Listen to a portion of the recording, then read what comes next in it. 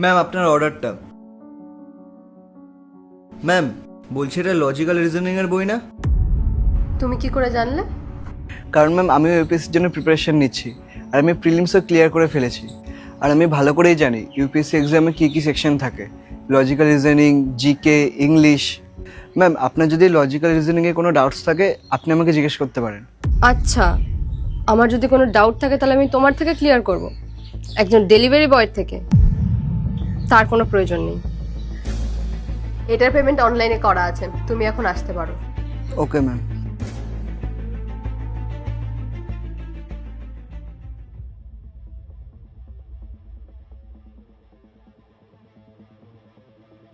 Hello দাদা, আজকে সকালে আমি আপনাদের রেস্টুরেন্ট থেকে খাবার অর্ডার করেছিলাম।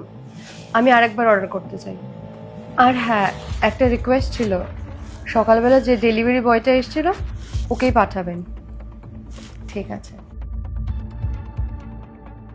ম্যাম আপনার অর্ডারটা। ম্যাম এটা দেখে ভালো লাগলো যে আপনার আমাদের রেস্টুরেন্টের খাবার খুব ভালো লেগেছে। আপনি একই দিনে দুবার অর্ডার করলেন। হ্যাঁ, তোমাদের রেস্টুরেন্টের খাবার তো ভালোই, কিন্তু আমি স্পেশালি তোমাকে রেখেছি, তোমার সাথে কিছু কথা আছে। হ্যাঁ বলুন ম্যাম, কি বলবেন? এখানে না, ভেতরে চলো, ভেতরে গিয়ে কথা বলি। ঠিক আছে ম্যাম।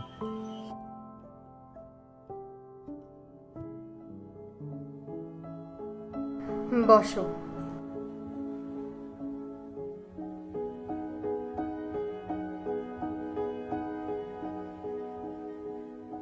কিছু আনবো তোমার জন্য, জল বা অন্য কিছু?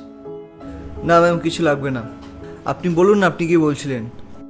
তোমার কি মনে হচ্ছে তুমি কি ইউপিএসসি ক্লিয়ার করতে পারবে?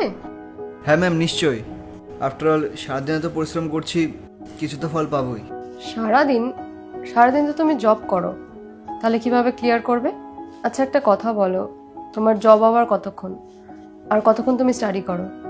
2-3টে অবধি পরে ঘুমিয়ে পড়ি, পরের দিন সকালে ওই 6টা নাগাদ উঠি, তারপর ডিউটিতে যাওয়ার আগে যতক্ষণ সময় পাই রিভিশন করি, এভাবেই চলছে।